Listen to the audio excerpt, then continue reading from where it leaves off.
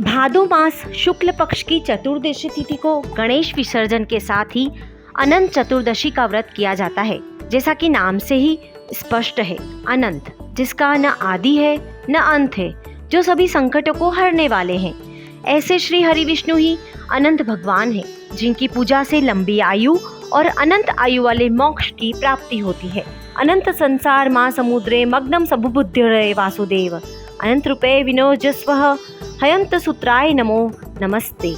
अर्थात समुद्र के समान इस संसार में मैं डूब रहा हूँ। हे वासुदेव, आप मेरी रक्षा करें, मेरा उद्धार करें। आपका स्वरूप अनंत है, आप मुझे अपने अंदर विनियोजित कर लें। हे अनंत भगवान, आपको मेरा बार बार नमस्कार है। ऐसे हैं अनंत भगवान, जिनकी पूजा पूरे श्रद्धा और विश्वास के साथ की जाए तो सभी संकटों का नाश हो जाता है। इस बार अनंत चतुर्दशी का व्रत 9 सितंबर 2022 वीरवार को रखा जाएगा और इसी दिन गणेश विसर्जन भी किया जाएगा। इसके साथ ही इस बार चतुर्दशी पर 2 दुर्लभ शुभ योग भी बन रहे हैं। ज्योतिष के अनुसार इन शुभ योगों में पहला योग है सुकर्मा और दूसरा शुभ योग बन रहा है रवि योग। सुकर्मा योग में किसी भी प्रकार का शुभ कार्य करते हैं तो आपको सफलता मिलनी निश्चित है। वहीं रवि योग में भगवान विष्णु की पूजा करने से सभी पापों का नाश होता है। सुकर्मा योग 8 सितंबर 2022 रात 9:41 से 9 सितंबर 2022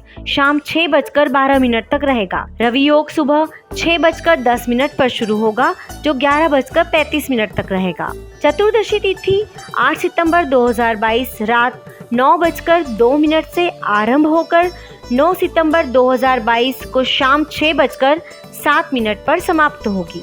पूजा का शुभ मुहूर्त 9 सितंबर को सुबह 6:10 से शाम 6:07 तक रहेगा। पूजा कैसे करनी है ये भी जानें।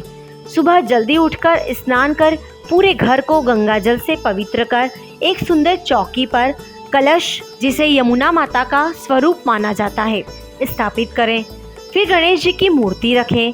साथ ही दुर्वा रखना ना भूलें, क्योंकि दुर्वा को शेषनाग का प्रतीक माना जाता है। श्री हरि विष्णु की प्रतिमा स्थापित करें, उस पर कलावा बांधें।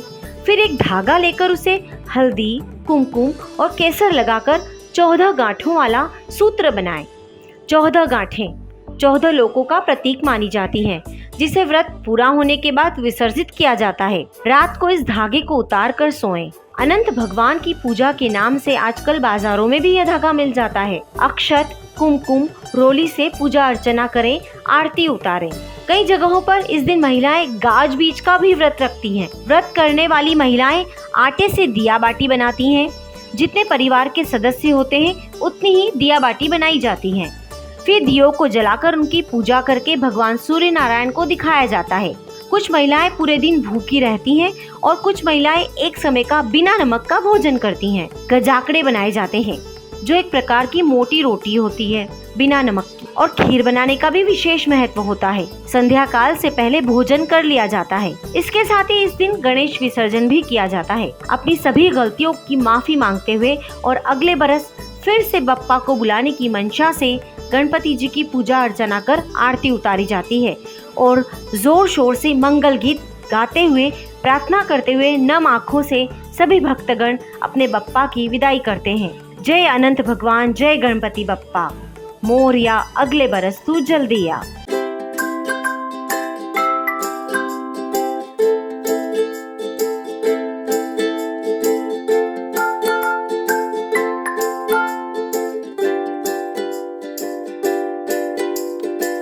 हमारे साथ जुड़े रहने के लिए देखते रहिए देश रोजाना का YouTube चैनल।